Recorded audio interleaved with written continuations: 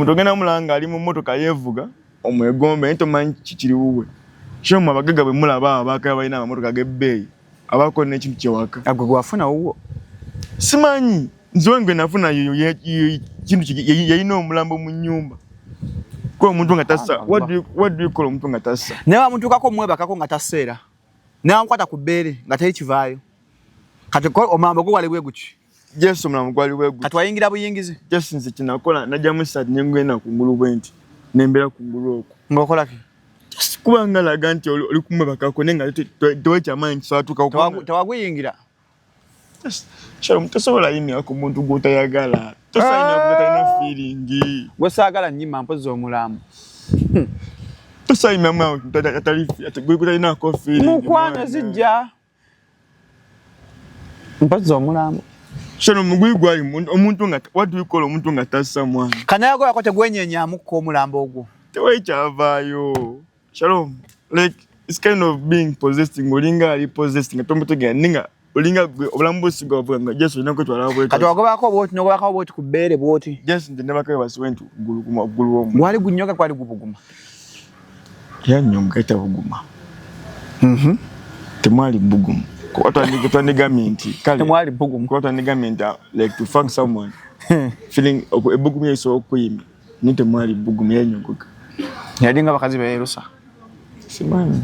Yesu yali mwero omukyala. Kati ogwe baseko kungwa ko banga kingo on top of the mulambo. Chamazima kyenso okugamba the moment we never kugo mulambo. I think all in us when I come otegera. Inako motegera. Temwa havinga sex temwa kola chini. Zina goba ko kungwa. Tegwa kunyweza ko gada December eno. Katomalo goba kako olinga acha we used to communicating with him. The man was outside. When the moment we nago akungulu ebutu na komotegera. So what happened next after ngomanzo goba kako checha ndako?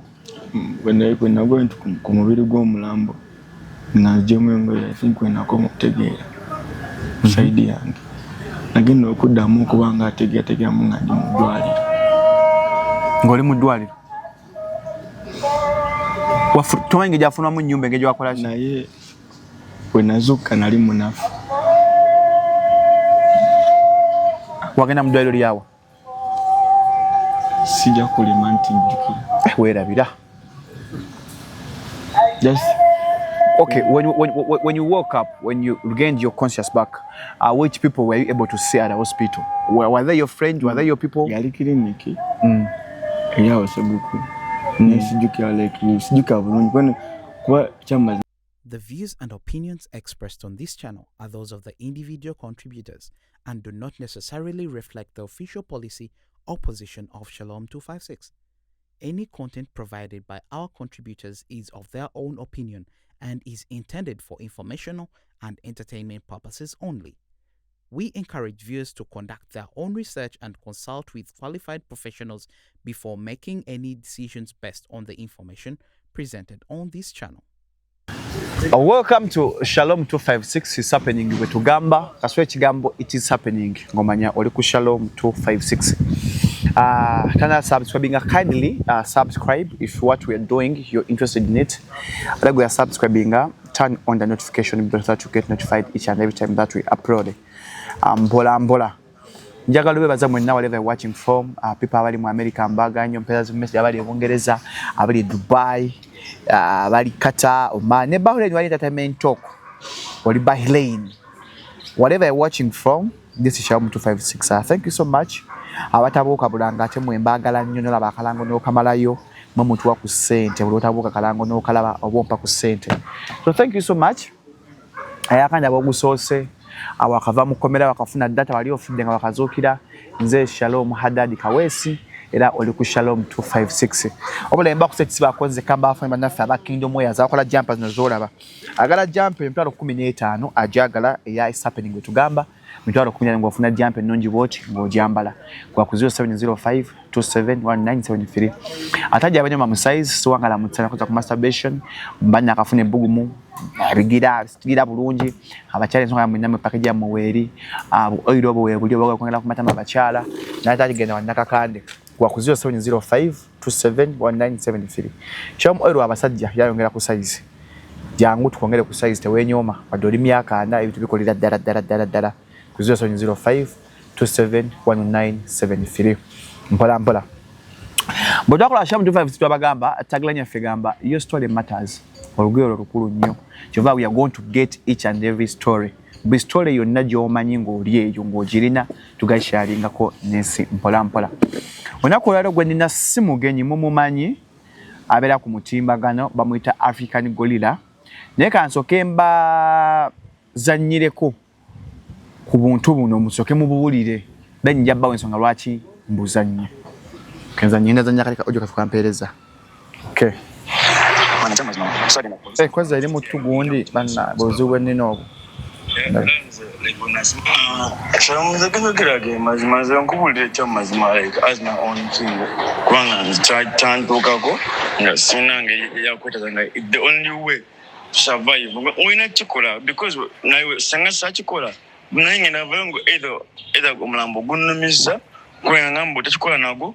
Gwina tenda watu basanago ogenda kukolachi ogenda kufa oshagera kanzo gana mwana ankolechi oshagera utayiko mungato zange oshagera ne bya ko mungato zange mwana nawo kiraye muko mwana ono inava nemba gamba ndinjagala batwalizimba nkwatire ko mwana munyambe ko mba tagging no one came out but that guy came out ngalaga I know connection nabo. That's why he called me at his place and I got to collect business so connecting nabo. I went because I was desperate and he promised me he can do it. But I got ina man mwana. You can never venture kaninga na mchale wa mama. Yeah. Then nagamba ko mama ngayika. Just said it in so kwao. Sagena police gira kugamba mbate kino kunze yina kulichimu mwana isege yina kulichimu ngasina weneta siza enita kintu kichali mukugaji mukuta ugamba guteka makafana ngoli mungato zange Shalom dala mazima wala kichike dokutasa gosohora kola tenga ugano fulumayo ugano ngukolesa nago bagenda kolachi ugenda kulumya ogenda kwanga kasaba bakuyingiza ngayo nga okuvayo olina kubanga gwe baseeko luteko mu ngato za nyumani.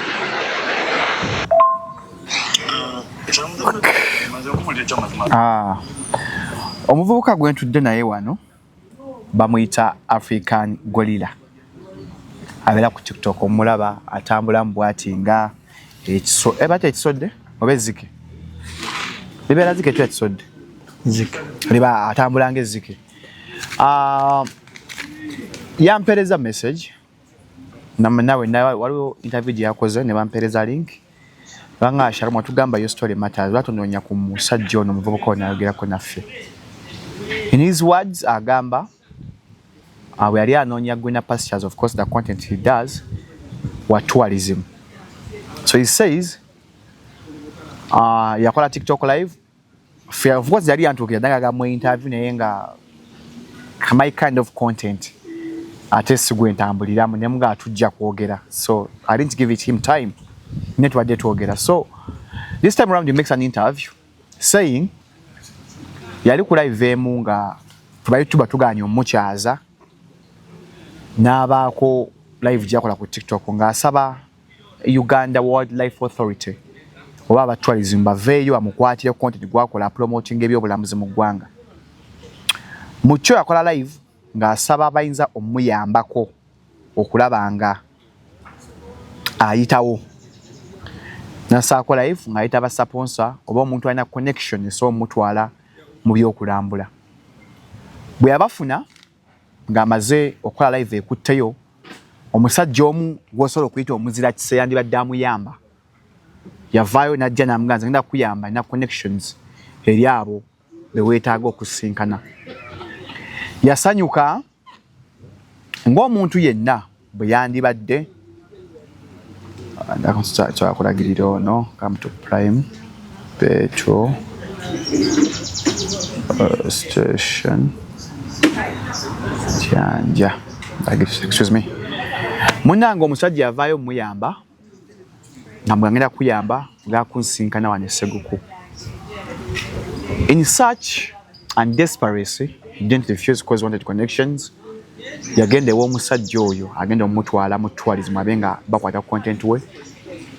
Bwe yatuukayo ebyaddirira ate byakuba yali asuubira. Yali agenza okufuna connections okumuyamba. Yamaliriza omusajja gwatuuse mu nnyumba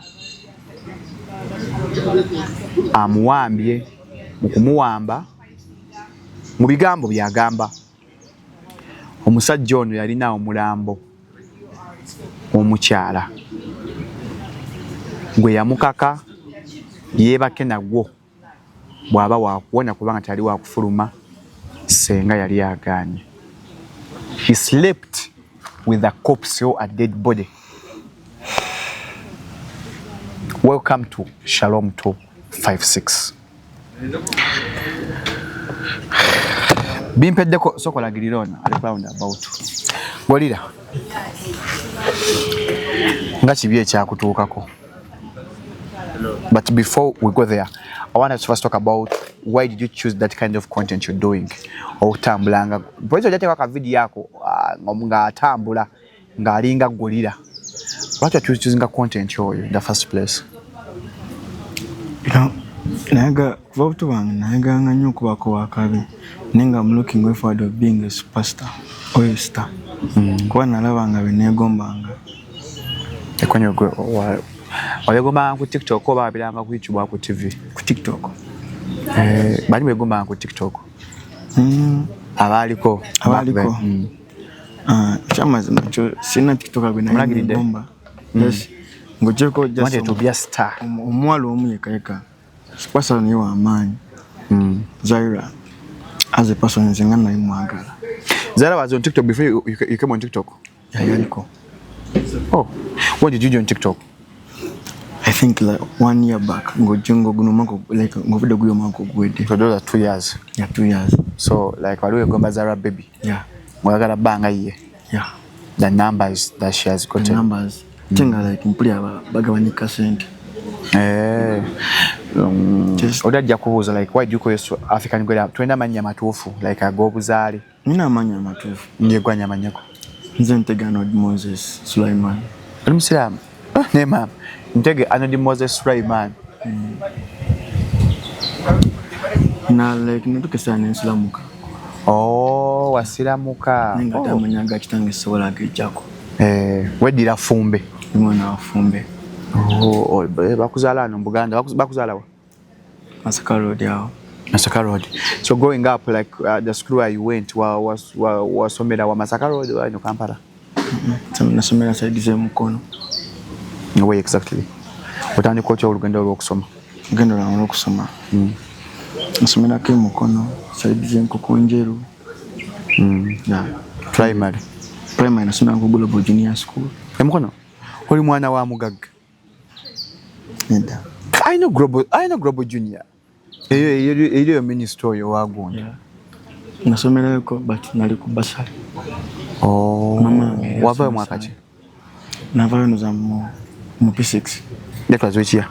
I don't recall. Tajua mwaka tula P6. Watula mwaka ki P7? My bangali said then just now.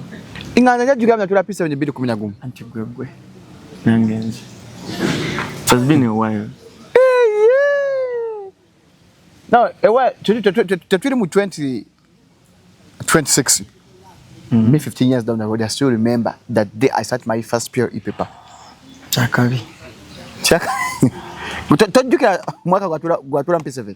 Wagwali bidi emeka. Okay, senior 4 itula mwaka ki? Senior 4. Yeah. Kale, mwaka tugojjukira gwakoma okusoma fees wezaabulira. Fees wezaabulira. It was 2026, 2025, 2024, 2023, yeah. It was 2021, yeah. How kuchimuni chigana. Awali maze banga tinga tosoma. Awali nga P7 yojimaze. Naimaze P7. Na waise banga tinga tosoma. No, namala P7 eneyongerayo senior 1. Kaka senior mwajingira mwaka ki? Senior 1. Mwana Shalom Sawa kulima anti Antege tosobola kwerabira. Anti kati mwana. Kati olaba ekintu kyosobola kwerabira mu bulamu. Definition za senior one zonna oba ozijjukira. Biology is the study of life. The teachers, you name them according to their apparatus. Twana teacher wa physics twamutuuma Vania Caliper because yatayinka nayo mu senior one. Netumukaza ko ya Vania Caliper. 21. Oba so okujjukira form 1. 2020, 2019, 18, 17, 16. Kirabye? 15. 2015. Yeah. But olawingira senior one. Ngamba zemu. Era mala P7. Na mala P7. 2015. Was it 2018? Yeah. 2018. 2018. Yeah. Ninyigira S1. S1. Nensomako kye nasomako. Gabo Junior wali ku scholarship yaki? Ya kapira? No, I was a dancer. Dancer? Yeah. Like they give scholarship to dancers? Was not black dance? No. Oh, the dances, drama singing. Before getting a bursary, we were at which school? Naliku simulata better na college. Baita Nsotoka primary school. Nsotoka. So they spotted you in that talent ya MDD. No. Anti mama ange yasomesayo. Oh, your mom is a teacher? Yeah. At Nsotoka? Yeah, yali teacher. Natubanga wadda wetudda. Kati wedda kuvedwasa nkayo. Nafuna mulimu ku global. Nafuna mulimu ku global. Nga she's a good teacher. Nafunza MDD. Nga ate wakabi. N'abagamba n'abaana babiri. Nga Global Junior they can help you. Wewe yako omwana omusenga abanga ina mu talent. Okay. And then by then I was the elder one. Nasobola okunsupportinga. How did you perform in P7? Perform in P7 na first grade. Wow. Global Junior is a good school. I've ever been there nyakba sabangalayo. Byatuuka nyagoba wumbwa. Bagoba like it's a good school still. So from there, that was 2019. English senior one. 2019 you went to which school? Later Hilltop College. Hilltop College Mukono. Kokonjeru. Yeah. Wasomako pakadde. Yes, nasoma kwa myaka jange jijo. Niko mu senior fili. Kwa mama senior fili. Fees nabulawo. Fees yabula. That's mama ange. Yalwala muko. Sene zigwera yonna gyalwala. And then your dad? I have no dad. My dad passed away. When he was young. Sorry, man. Then about the other family members, tona basenga bakojja abandi kwatidde kwali somali senior 4. So gamba musimu nonna omuntu omugwe mmanyi mama wange osigadde sibamanyi. Nayongera ku ddoboozi. Ku side yange baafa. Ku side yabe ekika baafa. Sina bakika. Wabatta kuggwe because of what they did to you or you don't know them? Mbamanyi. Lwaki obeefasa? Anna wote baneefasa. Don't you think you missed out something on like abandi badde bakwatirako okuweerera? Bankwatako kumpeanga ate bagala kunzita. Abekika nga bagala kutta. Like what happened? Like gwe asikira taatawo? Yeah, I'm the only son. Gwe mulenzi wa taatawo wekka. Kati bali bagala kutta. Mama nansijayo nangamba ebintu ebireke. Ojja fira bwereere. Beera nakitono nenga kikako. What was the hard one?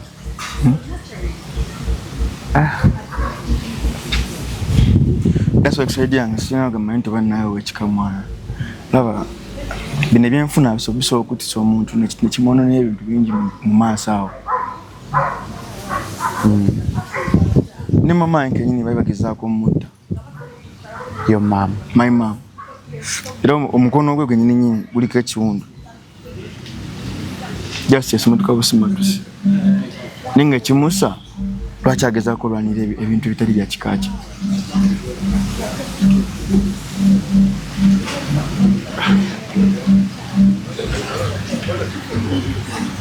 Family. Yeah. awo n'obaziika era nze naye akimanyi kati recently last year waliwo omukadde yafa nangamba we muyafudde mugamba mukama amumuze mirembe that's all abakyayira ddala bantama simanyi bantama because Shalom musabira nga ndi mwana w'omugenzi ninga ebyange byonna bimukyakayiramu nemukwata something like this one mbumuwa mama wange nga ne muganda tatanga atunula butunuzi bwatu olwokuba naye bamutemerako ekikye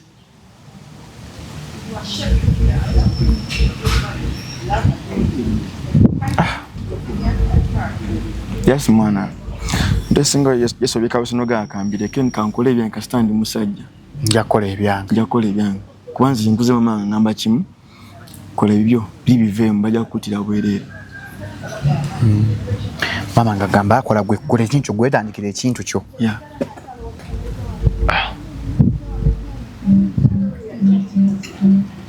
Akantu kebamuwaako yakampayo kati nemugamba mami nedda kati nze sajja nakikozesa mwagendako mba amateeka to claim your father's property or even your rights because gwe musika you have a percentage you're supposed to get. Shalom senkuze mama ngamba kola ebyange kemazima kati mami yali atya mami yalwala awo senior filia bintu bitabuse senior filia njivuddemu bintu bitabuse senior 3 njivuddemu bintu bitabuse mukaawo ate muto wono yali luddawa muto wange just yali asoma kuba muto wange athlete muddusi Simina ku Green Forest Forest Hero Forest Hero no bane batemanga eseta abasindikanga awo naye tebamutema ati fe batemanga eseta nga abasindikawo kati yali asoma nga nange nsoma just nantukese akalinga ndabe embeera mukadde nsi nnungi talina mu sente nga ama omanyi tukola baganda nga sade basomeko kasita nange ntuseko we ntusemanyi oluzungu nice let's to andimaze obuna tusaka kakintu nga dekiriwo kasenga ofuna akuza kusoma zoda no mala sinyafo sobola okudana nenjimala senga ofuna kwatira senga ofuna kwatira ku nsoda n'ensoma batuna nabakaga banga abayina amasomero tukikola abaana tebanda kwewandisa alisto omwana ono adde amalesini yafo ngenda kunoonya agaga banga abayina ama if you can even ngoli ngo tuyamba ngo twaya kakadde kwache mmanyi kachifiza ali mukakaddawo kamo bobiri alisto omwana adde asomesini ya faji male tutandikirawo kali Raja gamba nyaka tatero acha asomanga ayina erinyo olwedda akola ssente alisto male mama afunye obulwadde awo kachofu mwali mbeera ebiseera ebyo start bya mukono you guys renting omwali wamwe the small we got kwituntu kwanga abato kota uviti mama na ngamba kwa ngamba inaweza mya 10 manaja kungamba bachi nabi ngamba nandage change imugamba mama va muzigo tuzimbe wano zimbao kase change checho guanzala nimulekera buli kimu so kwatona atuse ku prime kubi nimulekera buli kimu amaite mpangisa ayata waita pangisa ya mukonkona that's beautiful kachovo che mukono okujene Kampala vemko okujene Kampala nawe government nze kuba buto bwange naka nyoko wakabi kwa mama ange akuza chinteka mkwana yaliko wakabi nanga ntego makwanti na nabe nego kati ngoyo Zaira since my childhood na mwegomba baba ali omukrashingako you never know because she's a girl who's beautiful yeah mulungi I remember what you meeting zeko not really even my first video you have never met Zaira baby I've never I think I'm na muri baselebu ku TikTok yeah maybe like twizwanga to meeting ngako ninga chimanya yawe ante ammanyi because I remember my training video wano mkibuga secretary yaji nkwata Zaira nya secretary wakati tumite kala bana bamutambulira ko ennyo amuli kusegere Shalom monjo ku kimugwanga li Zaira nya secretary anya bachiya naye Allah Shalom. okuwangaala kuno okutulabisa ebintu n'otunula obirabanga ki nebe ddala abaana kale balina tugambe babaana mukisa zaidi anya secretary ayina ne manager no era nga okuba esimu manager akwata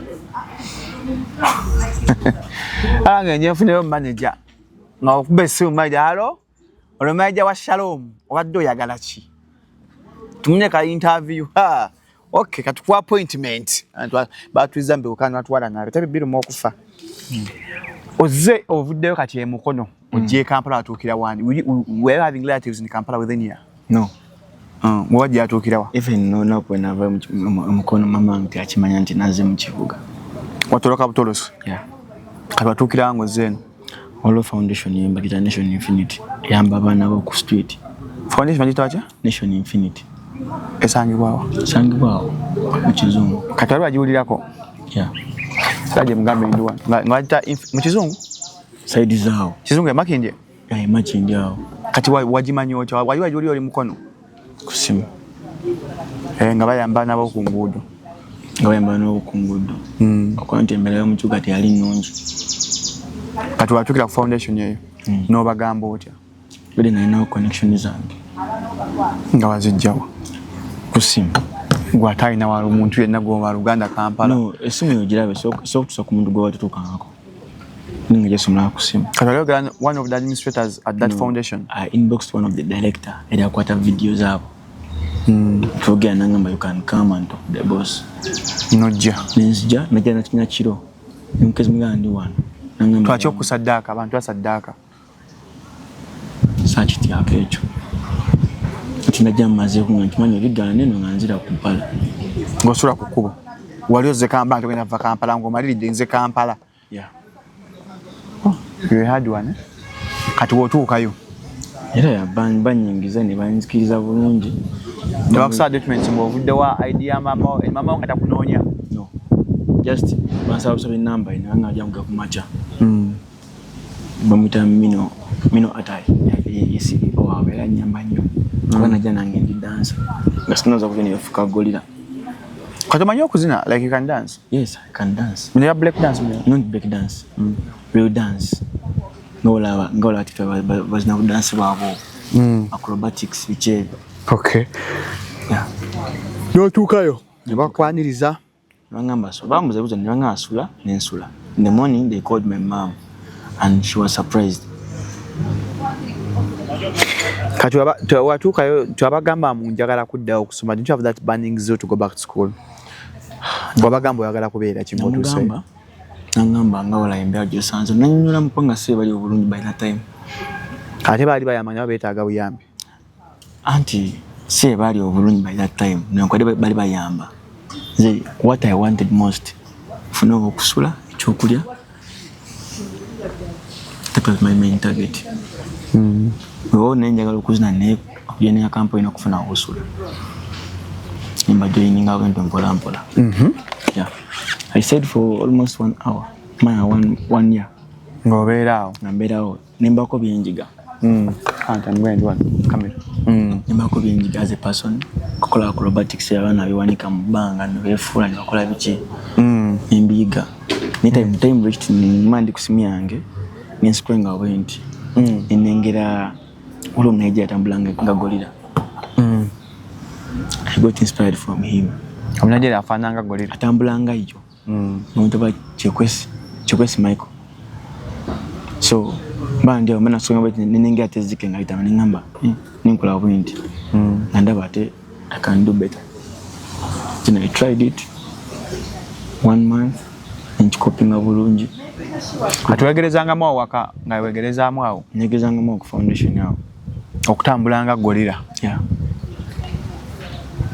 ekintu ekyo kati tebagambisa okukuleetera Spinal Cord ofuna obuzibu bakingamba nenga omanyi mani ya Uganda bizimuko yeah man bizimuko ya Uganda naye like I'm getting some medicine some treatment neddagala erinnya lisobola okukulwaza no nerikutta sobola kufasha Rome nesimanyi kwasinze Katonda now I'm willing to retire singa wildlife enkwatizaako.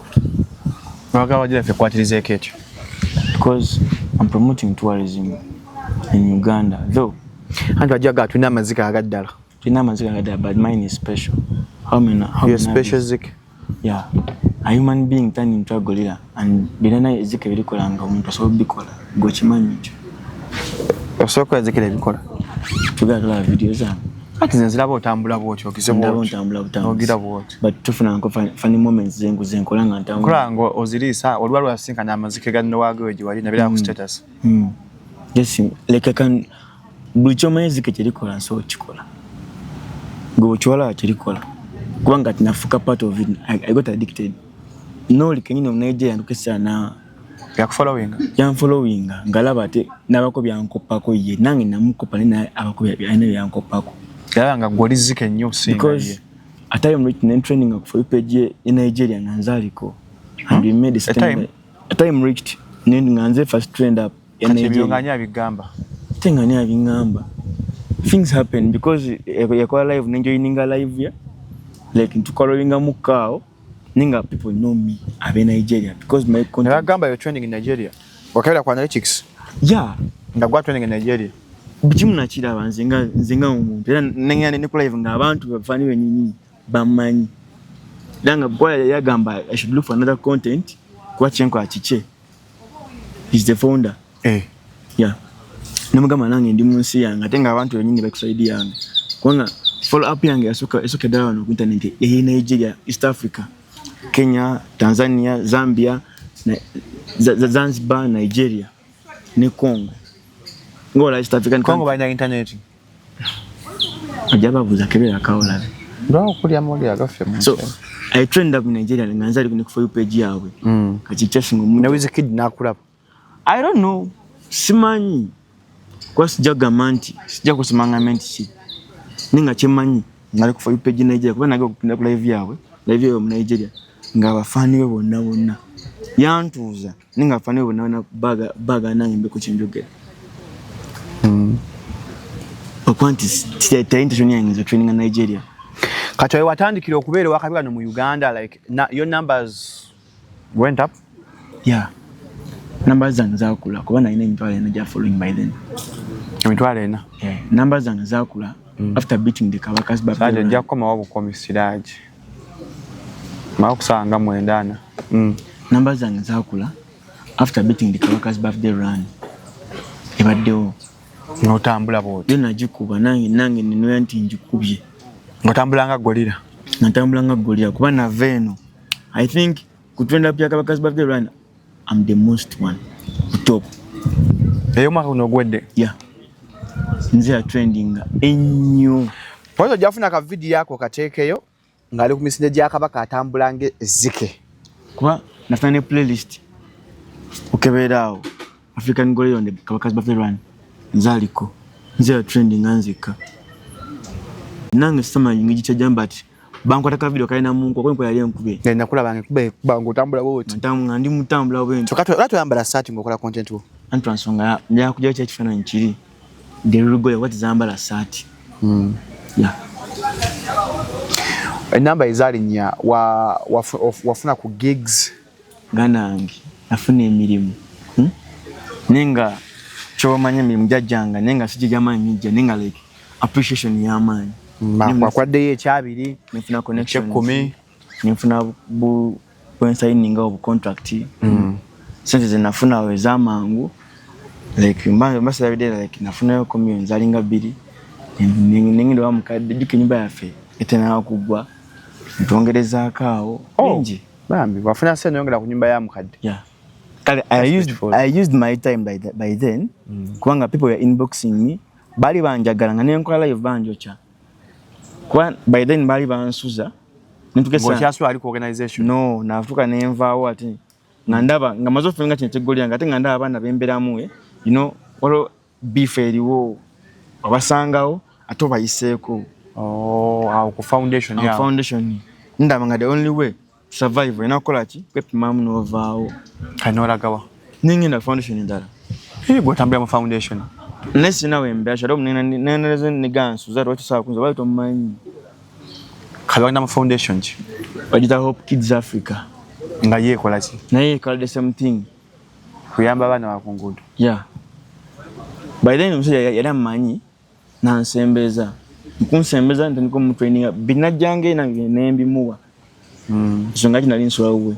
We nakuba birthday wa Nyakabaka nenkomayo we nagyo tuke waka nga buli omu ayogera kunze. Waliwo there were other kids. Yeah, waliwo abana abalala. Naye we natukawo bwe munga vabukubo jempise kwa nagenda ndi mbigere. Mbuka alinga ndi muchafu ninga vamu mchafu ajuke nkuwa kola tunya. Newe munga wenta banne huyo omusajja Kabaka. Huyo omusajja Balamu. Kwa bona Balamu I got the chance to meet them and they were like bakwa ku sente. By that time 10% because Amy and 30%.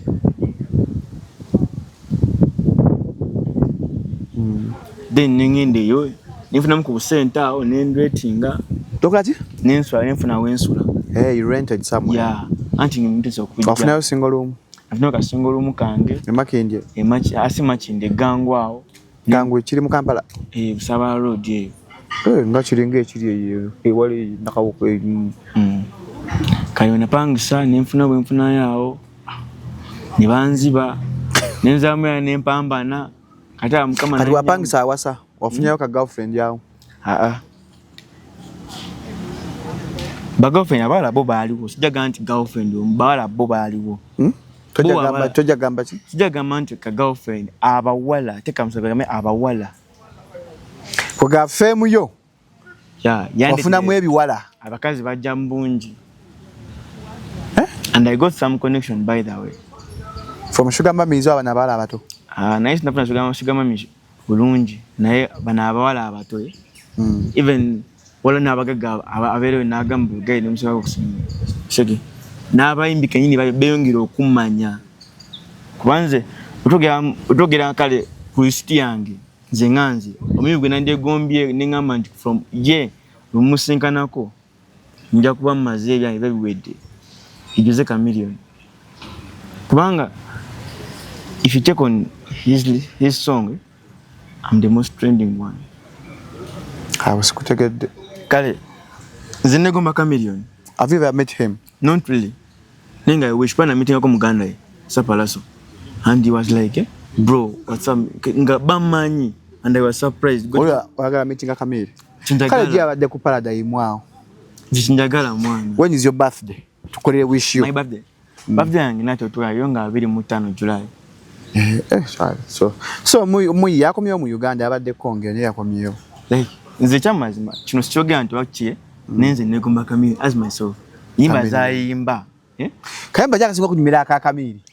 Wala kayimba kana ke yakola kera nawo kwa mu China ni yakoba all over 16 million. Kali mu China? Kali mu Luswahili. Wakati uno odda inzo baye basinandi badde. Yaka nemuga ninano musajja wa kumatiro obinye kati wona abika yebase.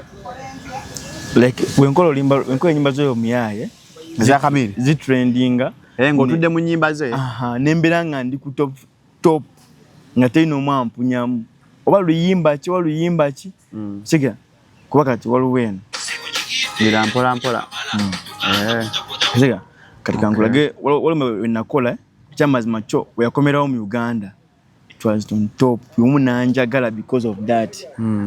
Ningamba bapalaso bandi wa visiting account yanga ndi surprised. Kagamba kale chamazima cho as a person nze ngagolira ze matira Chameleone from day one. Era okya mu videos zange nyimba zenkozemu zona ziri mu miliyoni. Ziri mu miliyoni. Zina views enene no at this time like nganabe abasinga tebazikubangako. Ntozo katuono yebase. Nenga kwa views ezo. Mwana Uganda basinga kalenga ingaze views zinakuwa kulimbala Chameleone. Shalom oloko yoko challenge no yango li ku top. Ngawe nakuberiwa. Now this song. I made this song. Onako yakomeo mu Uganda. Buli omu naneunya. I got friends from other countries just because of that trend. Kati wamenye kama gumba ngotambula bwoto. Kati ngawe nage kintu nakimanyira as a person. Era okebera mu challenge list ndi ku top ndi ku top kati chanfunisa nsanyaze nga nenkola video etya nga sound wakamili kati bafula basinga kuba mu nsi eki wokeberamu banzo bali mu Botswana no and kati nakyusamu content ne muza mu Uganda. You have a very good following, 500 something. Wow. Not a good start, not a bad starting. 500 was money. Eda. Sajja wanta mbali abantu bane TikTok. Bamaze emyaka 10 ku TikTok. Anti ntambi si TikTok, YouTuber. That's good. Yeah. Kati ogenda mu organization yendala. Nabeerayo. Nenvaayo nga maze okuba hit. Nawe wagulaawo. Sai wagula. But namulanga mumenya nalwa abana abate gwe okola segera nemba coach nakwata ni munga papa manyi neyanziza ningenda napangisa ne banziba awo chukane nsukate ninzirayo dinava ndi wasoka eri ewo okubiri nemwembere kute atela bas nefuna suddenly ani MC Mariachi nansindika nembanga akomio nakusindika ati anti yansindika nanzija ku stage. How are you? Kumanina. How are you? Kumanina.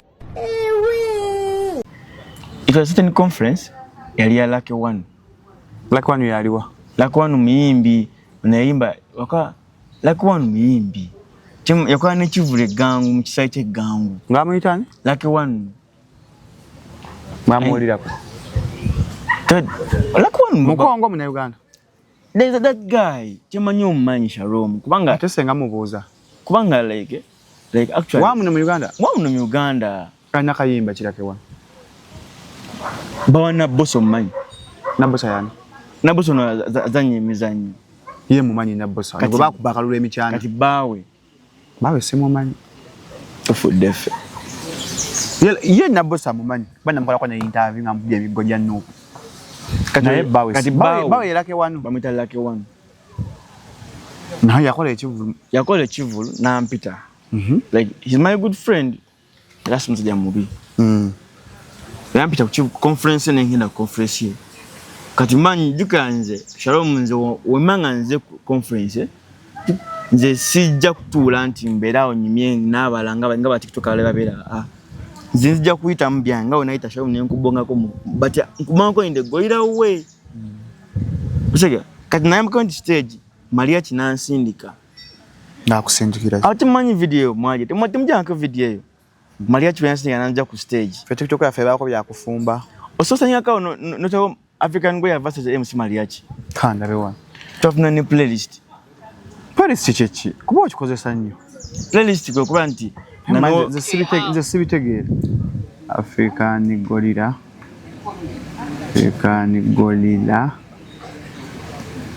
versus MC Mariachi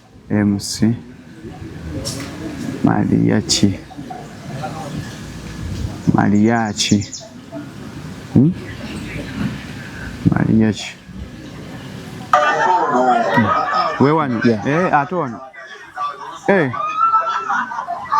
wa mwali mukantu Mariachi bakuwa mtakutagira kantu niyo dala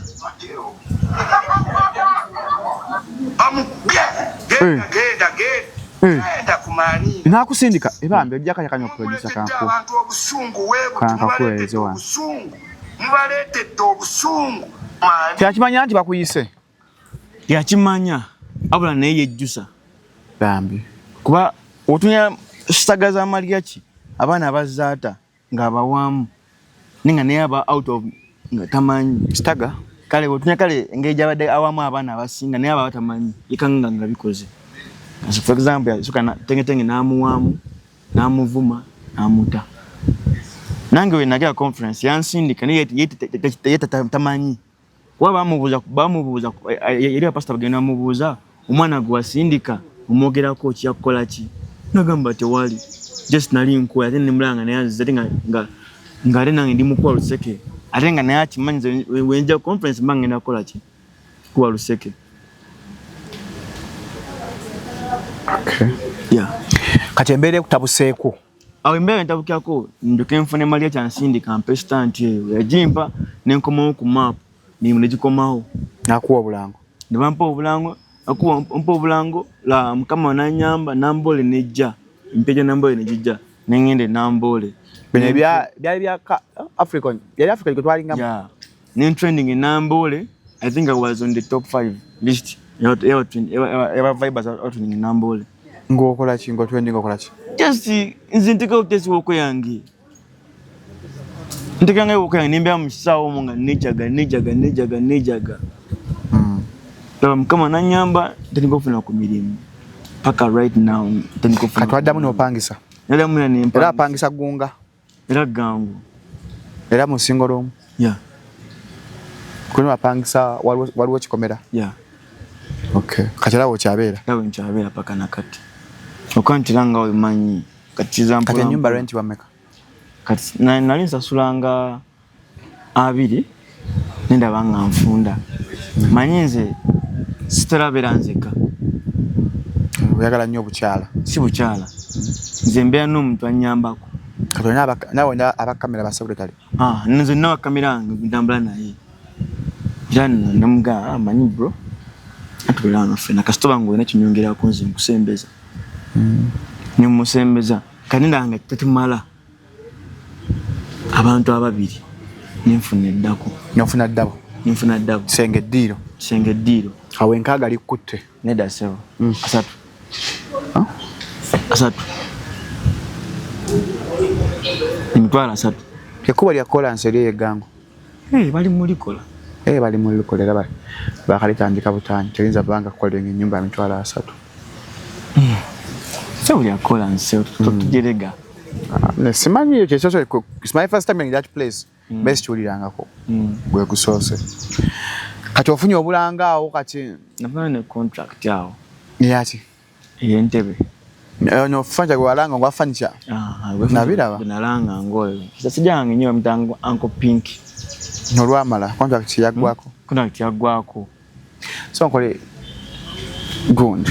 Contract yagwako. Contract yeweddeko. Okuba nakino giva munga waliwo abanchaye. Bani? Nansambya furniture. Nsambya akuchawa. Yeah. Yakunyigira. Oloka kastaga kenakola tenga kama affectinga. Nanyigira beka. Ngolanga furniture omulala. Nsambya furniture ali chaliwo. Yali wangu badda. Okay. Nga kale nga vakuva yenga ensambya ichali wangu. Era mukulu nsambya wabeereyo. Nanisabye onsonyi kinayogera. Kuba namujonkera mukawo. Nandi kuisawo byange. Otulendinge yabo abanebone. Omulimu gw'abakamanyi gukube. Okay. Jasa inaga mukega nenkaddamu ninga nyinga mu luvola. Nanyigira yanke siminanga goyiro okoze kyaki. Mu TikTok muno ofunyemu birungi ki? Mu TikTok muno kitufu kyo. Bade sinafuna mukyamanyi kiryawo but ne kirungi kyenna tindi kumaza nyumba ya mwange very soon.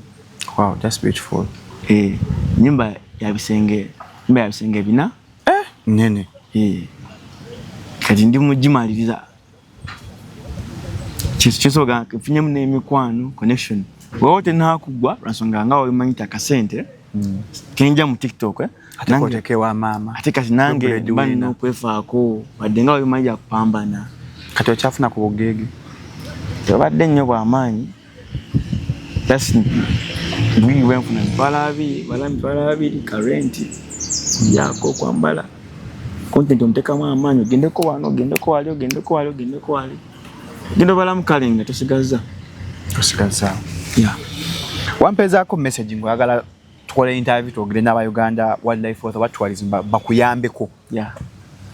Nagamba munenze content kufe tubeere ne mu ntalo byaffe bya ntalo lumba Iran Pakistan bakubye n'okuba.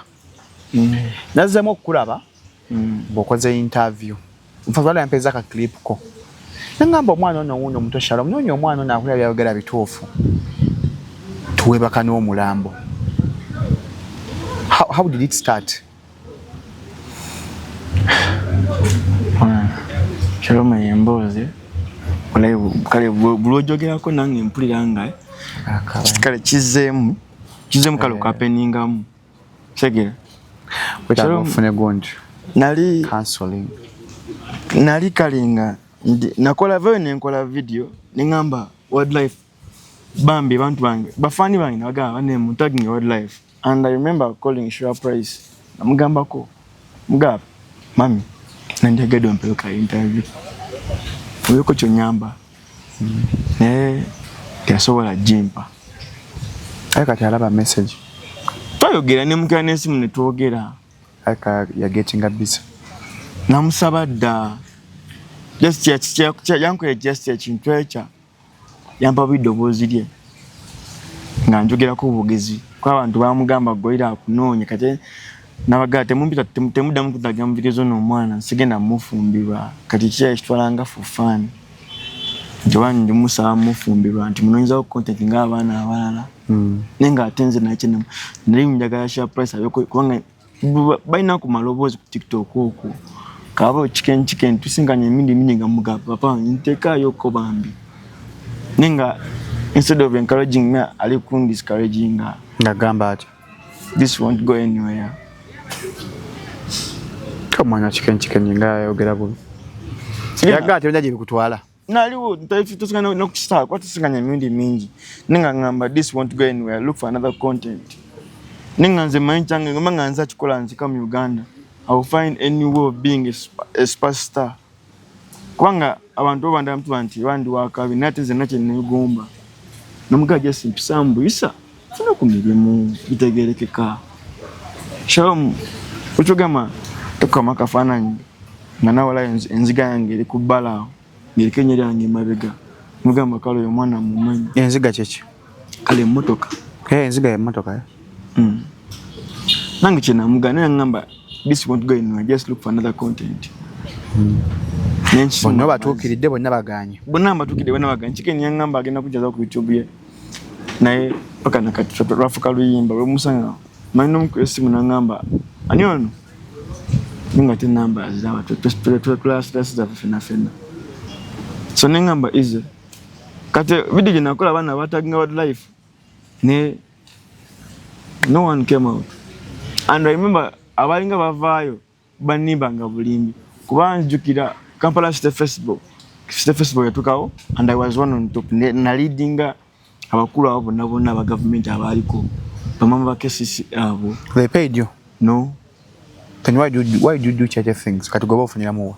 I just did because na injagala bande kwanga State Festival eliko ba sponsor abamanyi. Ati bantu badde bakwa togaba mwana wange. Ozanyisa ngo your talent, Joyina. If you're doing something which is good, you don't do it for free. Chije kunze. What define you want to be somewhere, but you have to attach value. You must attach price to your content. Kwa sura mo cases waso soga mdoli ya case na kujanjabiri obwerere ng'obwadde. It's next to impossible. Era no nyomchalo oyo. Sure Price. Sure Price ye mna ya ganda. Mchala akulya cases ya bamita ajati nyainde David. Obanzo ya. Some complicated name. Okay. No nyamusinkaneko. Yeah. Bantu banjagala osinkanako Shalom. Bani boyagala osinkanako. Nze kusaidia yange. Nandigambye. Nanjagade. Era recent na live nemba gamba bafani bange. Wemvanga nenkolanga birthday. Na wishing list njagala ebere tambule buli mwaji manyi. Wishing list nanjagala osinkana Dr. Jose Chameleon. Ogenda musinkana as a person. Nenda mwenza kakilipko. Oyogenda musinkana. Tegera. Tujja meeting one of these days. Nenda kutwalayo. Nja sikaruko mukulu Yasin. Baba Yasin? Yeah, Yasin. Ate katwatoyo mwangu nnyo. Nja sikaruko mukulu Hamu. Nange nyinyemu sanga omukulu Yasin obo sanze Hamu. Anti the same thing. Oshegera. Bagala basinkanako. Njagala kusinkanako oyo mukyala mama KCC. Awo wishing list yange nzikusaidia yange ebere wedde kwa kati wishing list njagala kyuse ekigambo. Ogambe njagala kukuba luseke. Njagala kuba luseke. Kuba nkimanyi wena sinkana legendary oyo nze nganze fedi yange Miri Quiz ye muyimbi wange nga kwa kale manyi n'okudda waka ne practicingamu ennyimba ze wadde sisimanyi lunyiri Luswayiri kuba siri muyimbi naye bwe ntekayo video kalwa kotero practicingamu akaluswayiri olwakayimba akayakuba akwe bangi bakazeemu akola egambo ebimu simanya biri mu maaso atakuri abakeko ega shida za dunia umeza na wewe watoto wa nani sasa waniesho nisema umechoka na mimi masikini kitabu limbo osege kati wentu kama just video yange look wakufa okay ila account yange efuna mu just kano ka shadow banning otula mukamili ngandula mukamili nga ayitawo ngampisaawo kati bisaidye nkamili alinga anunula ngamfunya obuzibu bayimbi segwanga ddungi bayimbi gwanga B ntimanyi nomuntu bako negwegomba as a person kati ono live ono omusajja ono bitandika bitya kati ndi ku live nkola live bantu bange bagikuhasiza batagenza wa live chibi kati simanyi ki omusajja ali mukunda aba ali ku live naye ngamala live yange sijja mu kabox namba kyekiriwo I can help you kuladogezo kukwogera ku live ngamba have some connection nga abane yanziza bichi pambe ne yanziza nangamba dayo ku live nza ku live mandi najja ku live nayogera nangamba somya namba njisoma na utera kama after nataka ekyokumyawo just kyokumi nangamba after the live mugagga gabe ekyokumi banna itaba mwangu nangamba after the live nkubira inbox me togere I can help you out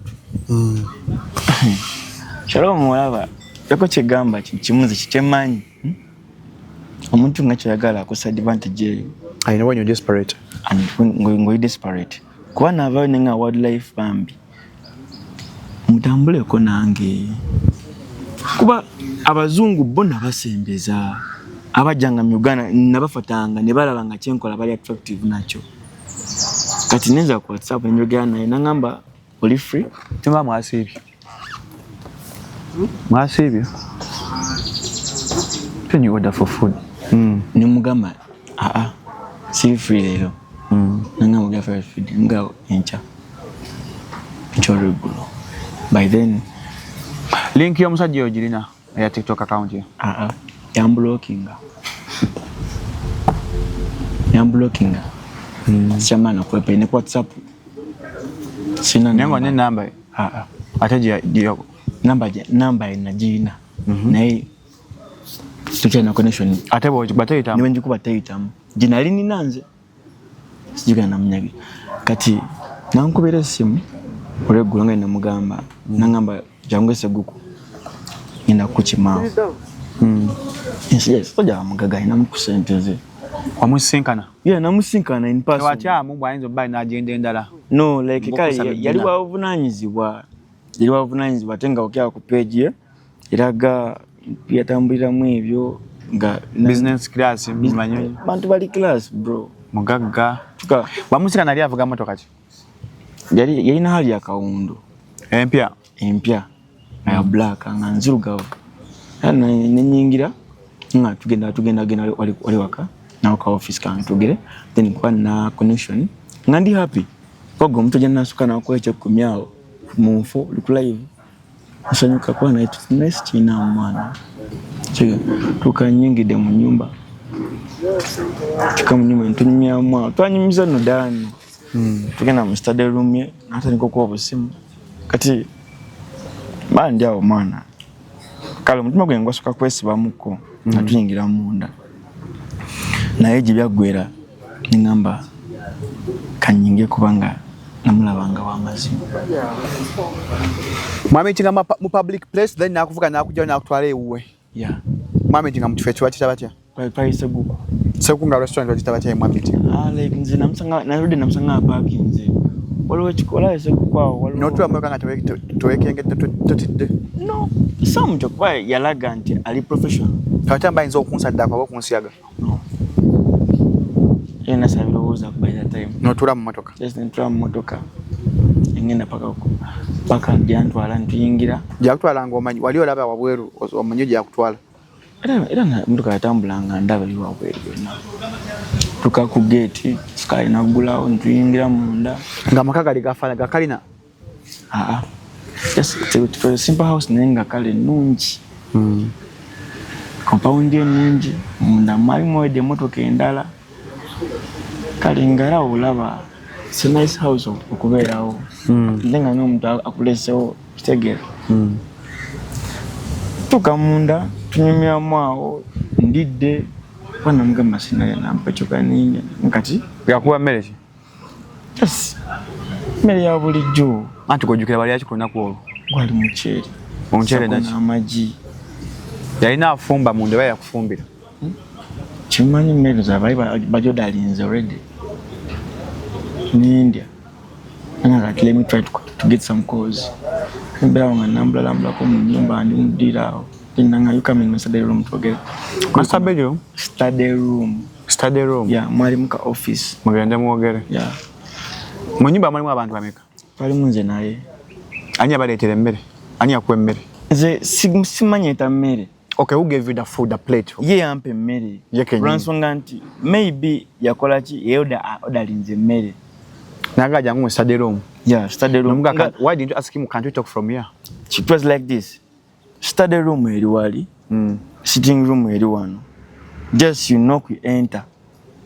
Angatofuna musa, weren't you getting like... I told you, nafuna mweki. Sinihora lwaki ate... Nafuna mweki. Tambuza lwaki onjese waka in the first place?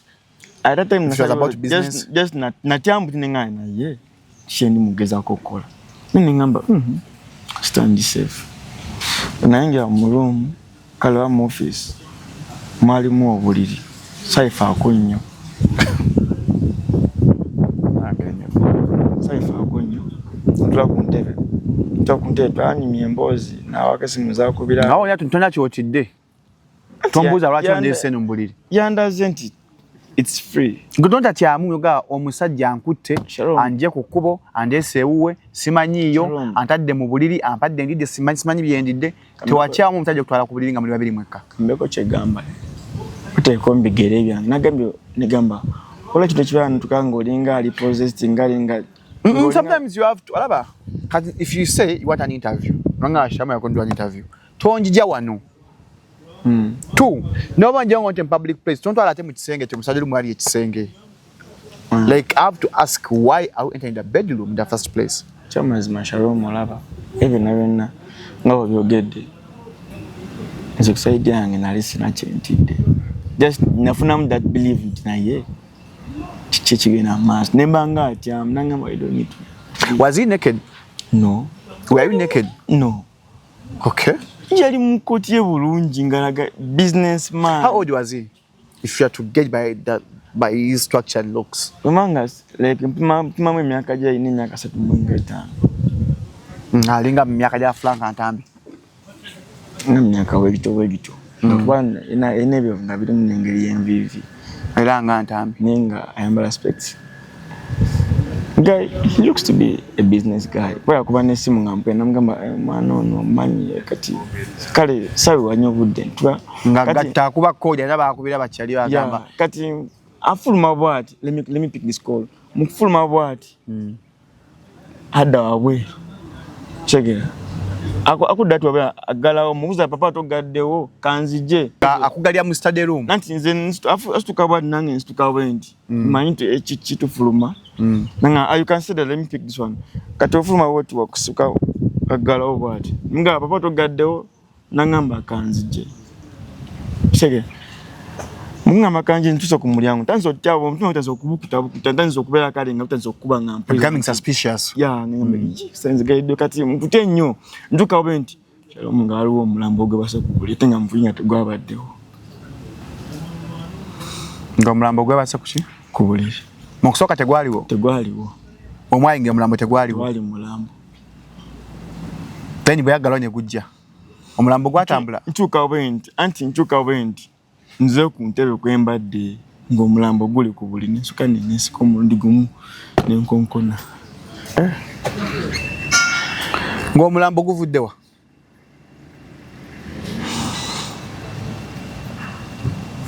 Kuba nduulu. Ng'olabye omulambo gwali musajja gwali mukazi? Eri mukazi. Guli myaka emeka omulambo? Simanyi mwana. Kwe gwali gufaana gutya omulambo? Esi gwali bwereere. nga gufaana gutya omulambo ogwo ebbeeri yali lyagwa lyali kyayimiridde gwali guwunya gwalina make-up omulambo Esoga omulambo gwali teguwunya kuba natya like manyi omulambo gwali bwereere nga bagushavinga gwali shaved oli shaved bulungi ng'omulambo muyoyoote kati nga gwali omulambo gwali gutya ku buliri njagala otusigire ekifaananyi nga gwe basoboye guti nenga amagulu gali wegati nga gwegadde yeah. nga kugamba oyingira ati tegwakingambako kuba nze ati gwe gwali gwogera kuba gwagira bwe guti nagetinga scared mwana wamanyi otya nti mulambo oba muntu yali yeebase nze kyemanyi gwali mulambo gutya kuba omuntu yali obwere nga tanyega bwati naye nga ali bwati abala mu bikalifomu egwali gwasaamiridde omulambo yes yali bwati emikono gye nenga emikono gye giriwo ekiti bw'otyo omulambo gwalinga myaka emeka simanyi gwali munyankole muganda mukyoli gwali mweru gwali muddugavu omulambo yes yali mweru naye simanyi yayiwa tribe ki wazzaako ki ng'olabye omulambo enviiri zava ku mutwe kashalomu nentya shalomu ntandika okukaaba enviiri zakuva ku mutwe kale nawulira ng'enviiri nzimudde ku mutwe nenkukona kyava ngamba bw'ofuluma omwo nga tebaseko ogwo omulambo togenda vaawo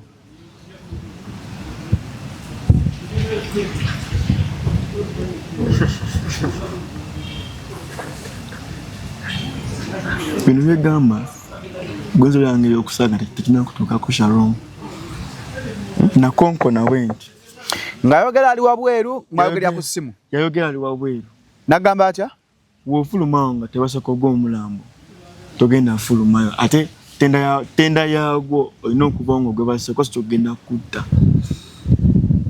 Shalom nakaaba Shalom natya Shalom nasigala ku luggi bwe nti nga nsaba kimu yagamba ekigambo nkyo ogw'omulambo ye yakyogera yaŋŋamba bw'ofulumawo nga tebaseko oyo omukyala ali ku buliri togenda fuluma naye ku sayidi yange omukazi kyemanyi ali mufu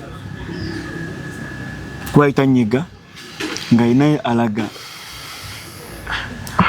otyamu notyamu naye ng'omulinzi Shalom natya nenka Did you have your phone by then? Nzija natyamu nkutya nenkonga naŋŋamba bw'ofulumawo nga tebaseko oyo omukyala ali ku buliri togenda fuluma ate tenda ye teri afuluma nga tamwebaseeko osi togenda fa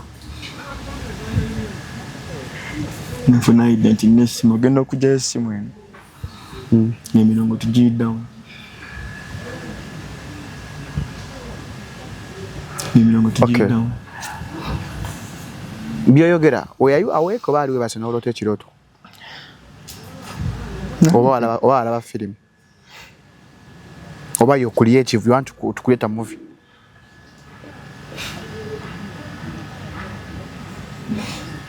ng'emirongo giri wansi nga teyaga network button ziri wansi zonna zaali wansi ng'ebuuza network ng'omusajja okyamulira akyaliwaawo yaliwo nga gamba ki yasi yaŋŋamba ekintu kimu ofuluma nga tebaseeko ogw'omulambo togenda fuluma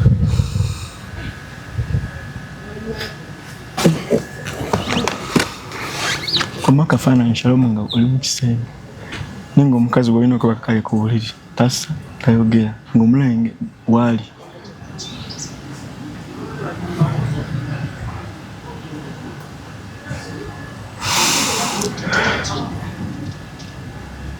tewakuba nduulu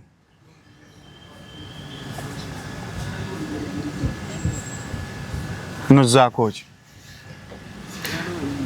nabeera musenga omwo nga ndoozi kyokkola nga sikiraba amazima ng'omulambo okunyudde guli bwereere mweru oli mu shooti yo ali mu mpale empanvu kuba ezo sayidi endala tugenda kugera ku bizinesi yakola content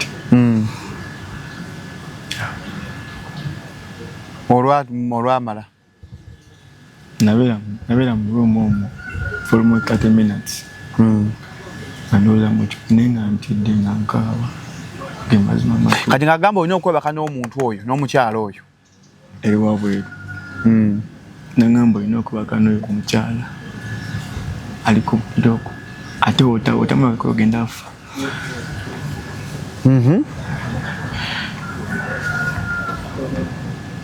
nafukamira wansi nasaba Mukama osobola okunzita mu kyendimu nga twali kyenkutwali kyensaba kuyambibwa Kwa nagezaako buli kimu.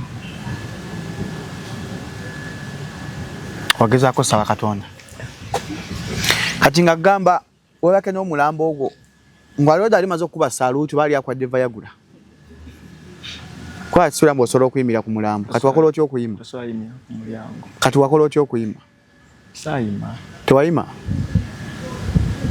Sayima. Gosoyima. Njasobola kuyimira ku mulambo. Gwe omuntu atalina feeling osobola omuyimirako. Kati gwakola otya okwebaka ku mulambo?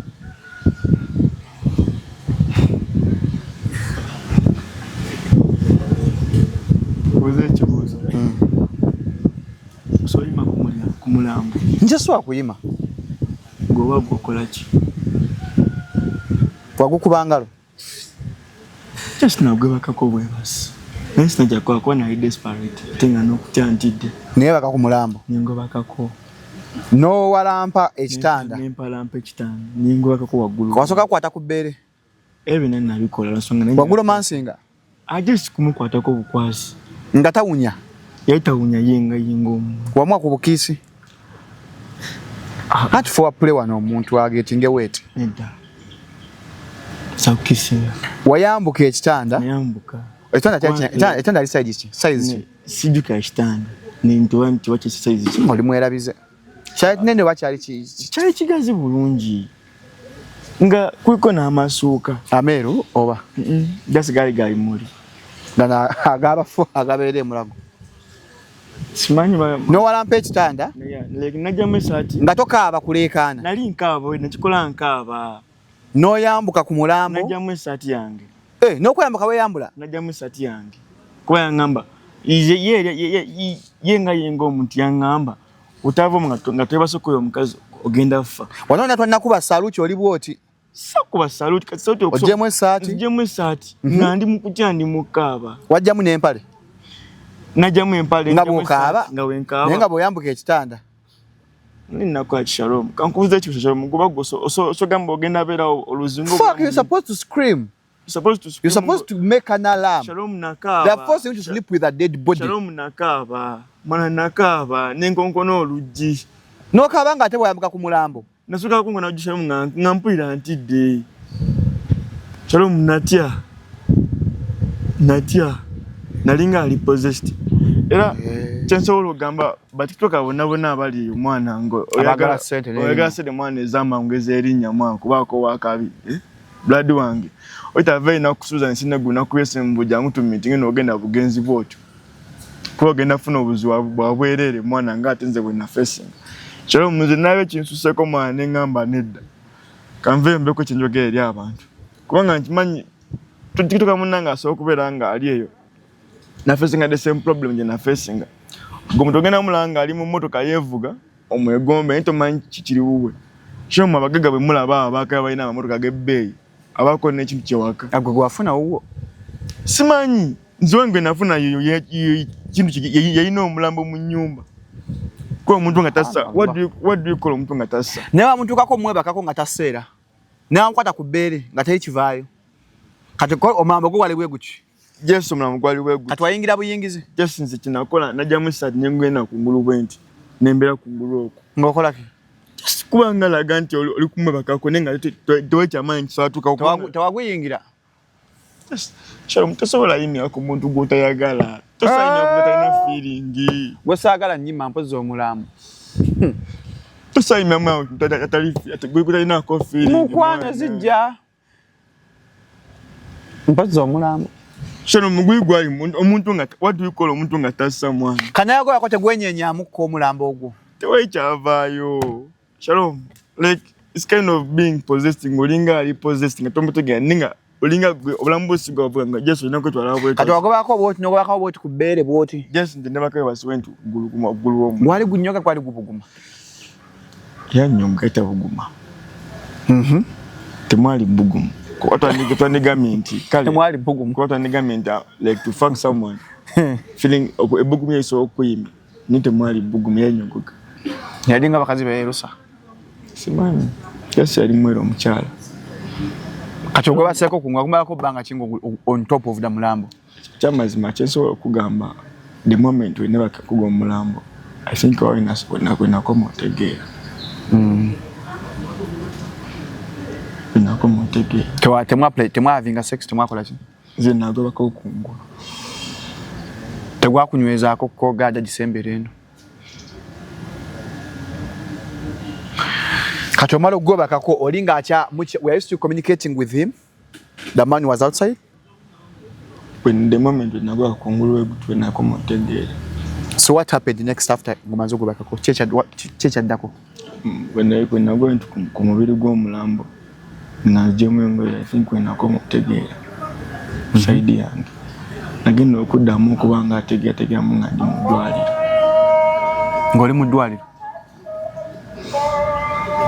Tomanyi gyafuna mu nyumba ngejo wakola naye we nazuka nali munafu. Wagenda mudwaliro lyawa. Sijja kulima nti njukira. Weerabira. Just okay, when you woke up, when you regained your conscious back, which people were you able to see at the hospital? Were they your friends? Were they your people? Yali clinic. Yeah, was a good. Sijukira like sijukira bulungi kwani kwa chamazima nzenganze ngom nadamutegera ngandi mudwali kakini nandikatanda kawadi nenzuka bandi no babuza ntu sabuza lwaki ntusencha wana just namubuza nansi yali ankola ko namubuza nzinte wana anyumba bose babiri abakulesi nebagamba ambaddeshi teyambuli yayenga yenansi kaba bali bakujjanja baki just ze nazuka nga like nandaga ndi mukowo nenga tina senjo okutegera nga nabadde muki esimu zongo okyazirina esimu yange yaliwo wazuka watadeke chupa nalike chupa nemubuuza buzibuki batuganja Seguku okujukira kliniki eyo ati kati wafuluma yo kyakuba wafuluma eno bakujjawo bujja mu kliniki nze nafuma nga sina mungato tebakusaba biru bitimbo bwafuluma walagawa nze nafuma nga nzuuka buddusi nodduka ngola walinyira wa taxi nze nafuma nzuuka buddusi ngati godduka olagawa gyotamanyi batobera Seguku obera gunga gangu bwe nafuma nadduka buddusi paka wa waliwo laba like lango ova Seguku odden side zeno bayitoyo watya like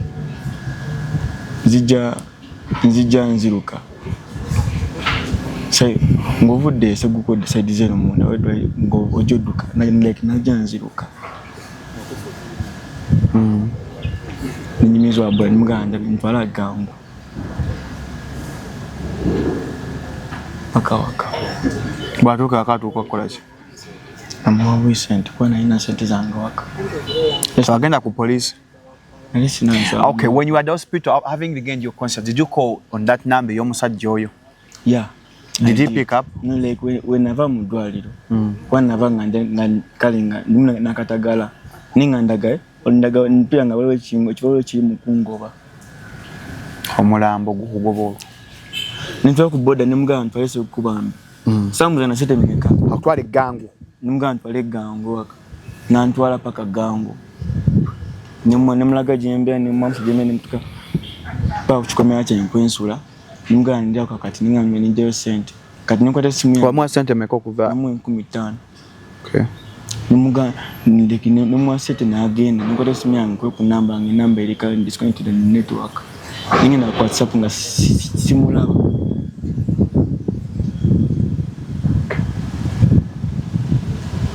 Shalom twagala ebyamangu kemazima kati agenda ku police kwe reportinga no soka no lope eddwaliro eryo balibuuze banya bakuliiswe just kidokyo nagambako omuntu omu ani gwe wagambako ankwata video nesamu story yonna mama amugambako nti banne basiza n'omulambo mama we nagenzeyo omulaba yes nanjagala kimugamba namugaye mama waliwo obuzibu bweninamu naye mbadde nsaba mpe kuddagala naabeko kuba emirimu gyange gyonna gye mbadde nkola Shalom yadde gyesiba kuba nagenda nga njagala mutuza mugambe namugamba mama waliwo obuzibu bwenafunyemu naye siri fine bayisa bampe ku ddagala kuba Shalom natuuka ewaka nebaka nga ndowoozaamu nga ndi maziga nembeewa nga sibitegeera naye nga mpuya Shalom ndi munafu natuuka ewaka nali munafu kati ofuna ku birooto ebyentiisa ebyo ebirooto kati recently video gye nakusindikira kali naye nasawo nga ngezeko muvi nga ono obulamu mbireke ntera ofuna ataaka nga bonaabeeraawo tuli mu kamera nnyabo nobaako kyolowooza okitegeera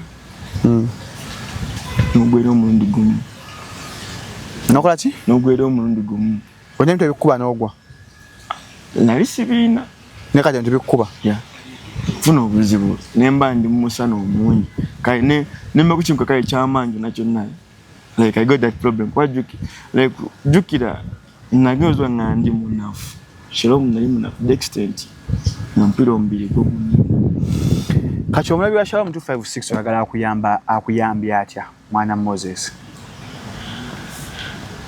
just Shalom olaba buno bubaka saba buli TikTok ayina ali eyo bukutuukeko okwagala ebyamangu oba omuntu najabuzi nkabox nagamba nsobola okuyamba tomugenderako mayiniga emazima kubanga abasinga mwana they just use us okufuna kyebaagala tomanye ekyantukako naye kisobola okugyewo kubanze naye desperate njagala okubeera wakabi wildlife endayo Shalom nkwagala kwange like TikTok ba wildlife kundabawo na falling into ngate nebase ku mulambo kubanga nebase n'omulambo kansa abo no baka bugende eri mwe nabali mu TikTok nobo otandika butandisi tobukire tambula Esti mwana binana byoko ino kubeera curious n'abantu bosinkana n'okubeera ng'obeegendereza tosobola kumala byasinkana businkanyi muntu from nowhere nakutwala ewe nzija mazima naye despite as a person lwansonga nali njagala wildlife ebyoko kinyamba ate nga nsuubiza ngami nti asobola okubaako kyanyamba kitegeera newe navaayo ingamba abantu bane munkwatizeko no one came out tubeerayo munda ite mwagala tukwatizako mwana wana mawulire mefula busy like nadabana bafa abya ku internet za TikTok ezo olaba ngomwana nganze nemva niziga bro nkwatamu lwache batu nkwatamu atenga mpulabo ina abalabo okwatamu sega for free Shalom sina nnyo ate nkola nnyo okulaba nti ngeza kubeza obulamu bwange whenever ninjogera no one reposted my video wakyogerako ku myaso n'omulambo no nali sikyogerangako just nabe nali binasaba interview njagala kwogera but they never gave me time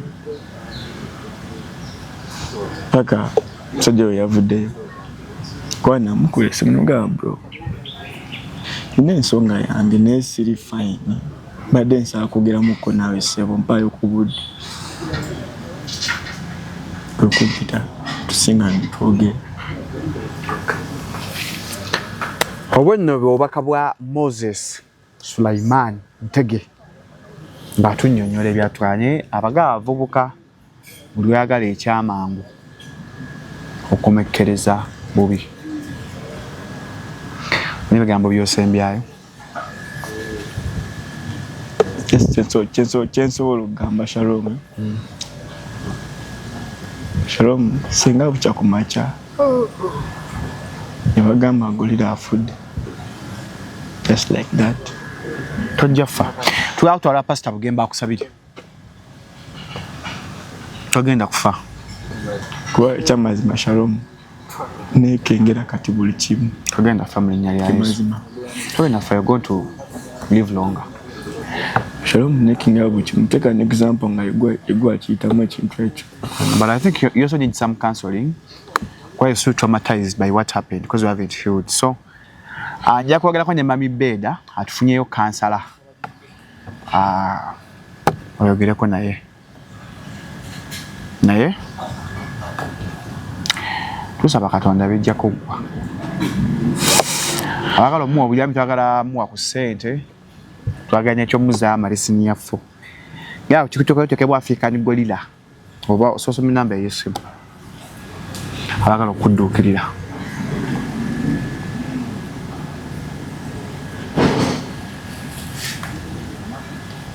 Nyamba ogyerabidde. Oba kiri kizze ovuddeko. Okyaliwo? Woli? Gorilla? Kwendisewo. Asooka osome namba y'essimu naye nze ntya nyinza nakwala okijjanja Katonda anfumita akaso yankubira mu interview. Tosome namba y'essimu. 07 53 yongera ku ddoboozi. 07 53 27 67 20. Ye namba ya African. Twagamba yo story matters mubanga olina story. So tuzikola mubeeko kye muyiga.